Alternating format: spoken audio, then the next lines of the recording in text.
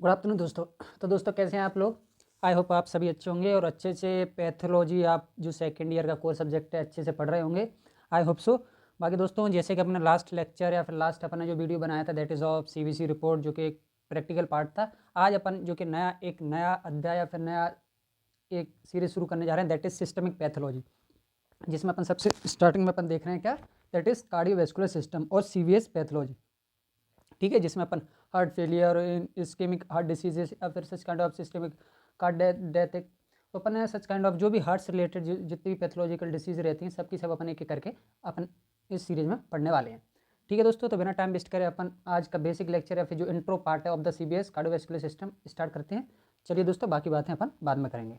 ठीक है, तो जैसे कि मैं आपको बताऊँ कार्डियोवैस्कुलर सिस्टम सीवीएस या फिर जो भी अपना एक हार्ट का स्ट्रक्चर आप नॉर्मली बताऊँ तो that is 4 chamber, left atrium, left ventricle, right atrium, right ventricle. ठीक है, ठीक है, इसको आपको थोड़ा जानने से पहले आपको एक ओवरव्यू में डायग्राम का दे देता हूँ आखिरकार है क्या ये। तो जिसमें आप देख रहे हो ये अपना हार्ट के 4 चैम्बर्स हैं, जिसमें left atrium, left ventricle, right atrium, right ventricle, जिसमें से अपन जो देख रहे हैं जैसे लेफ्ट वेंट्रिकल से अपनी एओर्टा निकली है जो कि ब्लड को लेके जा रही है to the organs, and right ventricle से अपनी पल्मोनरी आर्टरी जिसमें इम्प्योर ब्लड है जो लेके जा रहा है टुवर्ड्स लंग्स। ठीक है, वहीं वेन की बात करूँ जो कि हार्ट्स के पास ब्लड लेकर आती है that is pulmonary vein that है pure oxygenated blood taken from the lungs to the left atrium, and from the organs the superior vein का इन्फीरियर वेन का take the blood to the right atrium.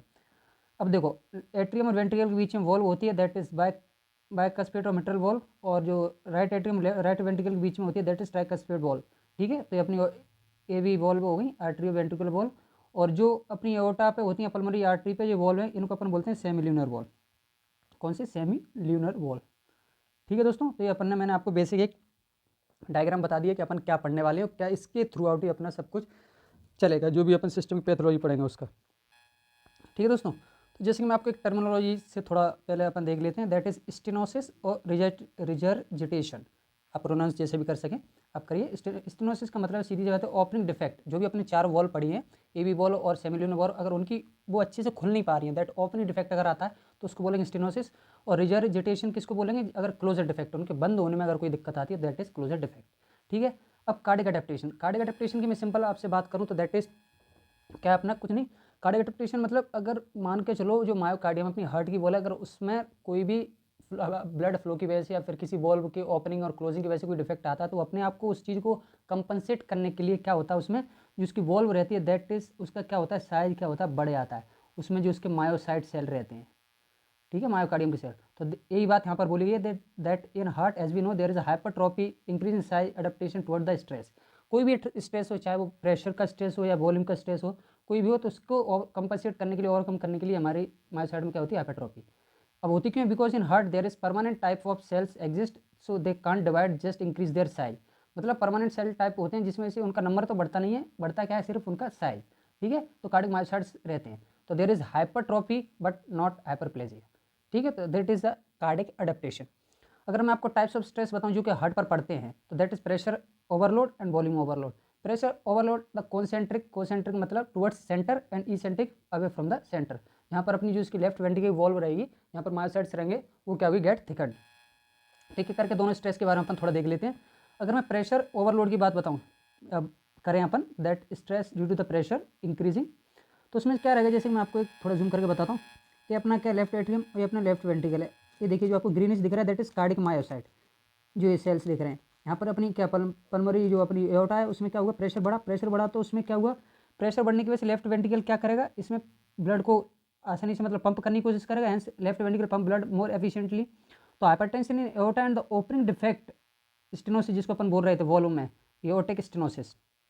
तो दो condition pressure over बढ़ने से क्या hypertension aorta में होगा और एओर्टिक स्टेनोसिस हो सकती है। तो हाइपरटेंशन अगर एओर्टा में तो hence the cells myocyte get increase their size the concentric hypertrophy. किस तरह की कोसेंट्रिक हाइपरट्रोफी का क्या मतलब है कि उसकी विड्थ तो बढ़ गई किसकी जो अपनी वॉल है कार्डिक वॉल है उसकी बट लेंथ क्या है सेम। जैसे मैं आपको बताऊँ नॉर्मल वॉल का डायमीटर या फिर जो भी है ल्यूमन है तो अगर लेकिन अगर जैसे देख रहे हैं तो ये देखिए ये साइज बढ़ गया बाकी देखिए ल्यूमन यहाँ पर नॉर्मल है। ठीक है, तो इसकी वॉल क्या होगी गेट थिकन। तो इसी को अपन ने बोला कोसेंट्रिक हाइपरट्रोफी। ठीक है दोस्तों, तो इसी की वजह से अपन यहाँ पर क्या देख रहे हैं कार्डिक अडेप्टेशन है फिर हाइपरट्रोफी देखने को मिल रही है। तो इसके क्या क्या कॉजेज हैं मतलब हाइपरटेंशन हो सकता है इसकी वजह से एओर्टिक स्टेनोसिस कॉज हो सकता है या फिर कॉन्जेनाइटल बाइकस्फेड एओर्टिक वॉल्व में एवी डिफेक्ट अपन को देखने को मिल सकता है ड्यू टू द स्ट्रेस और pressure overload on the heart.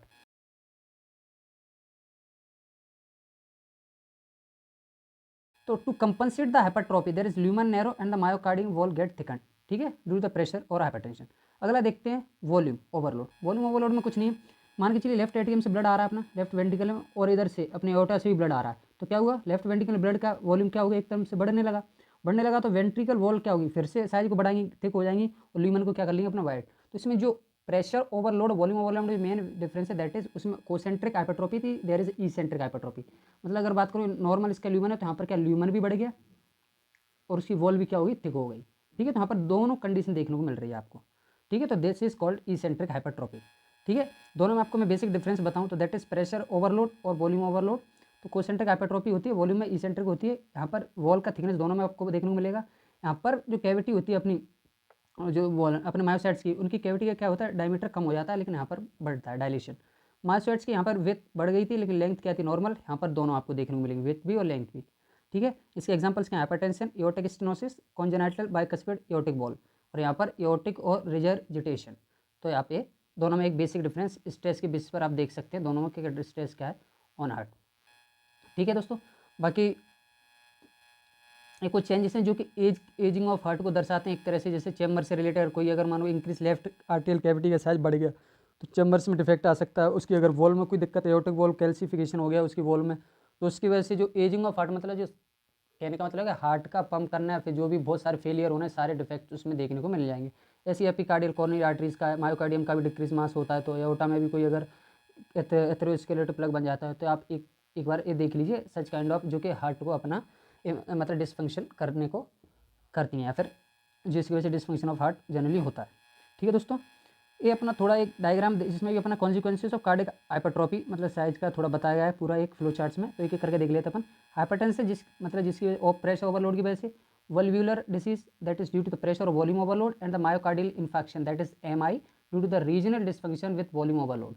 तो कुल मिला यहाँ पर क्या प्रेशर एंड वॉल्यूम जो स्ट्रेस है दैट इज उसकी वजह से क्या होगा दोनों की वजह से कार्डिक वर्क मतलब ओवरलोड आएगा हार्ट पे। अब ओवरलोड आ रहा है तो वो क्या करेगा उसकी वॉल को स्ट्रेच करने की कोशिश करेगा, इसकी वॉल क्या होगी इसकी सेल स्ट्रेच होंगे जो भी मायोसाइट्स हैं उनमें स्ट्रेस आएगा, स्ट्रेच हो जाएंगे एकदम वो पूरे ऐसे, ठीक है। तो हाइपरट्रॉफी और डायलेशन अपन को जनरली देखने को मिलेगा जो कि क्या उनसी की वजह से होगा क्या क्या हार्ट का साइज बढ़ जाएगा, मास बढ़ जाएगा, प्रोटीन का सिंथेसिस भी बढ़ाना पड़ेगा, induction of immediate early genes, fibrosis भी देखने को मिलेगी, एबनॉर्मल प्रोटीन्स भी देखने को मिलेगी, जिसकी वजह से कार्डिक में क्या होगा कार्डिक जो अपना हार्ट है वो डिसफंक्शन हो जाएगा, हार्ट फेलियर जैसे एरिथमियास, न्यूरो ह्यूमरल स्टिमुलेशन जैसे एट्रियल नैटी यूरेटिक पेप्टाइड जो हार्मोन है वो उसका रिलीजमेंट।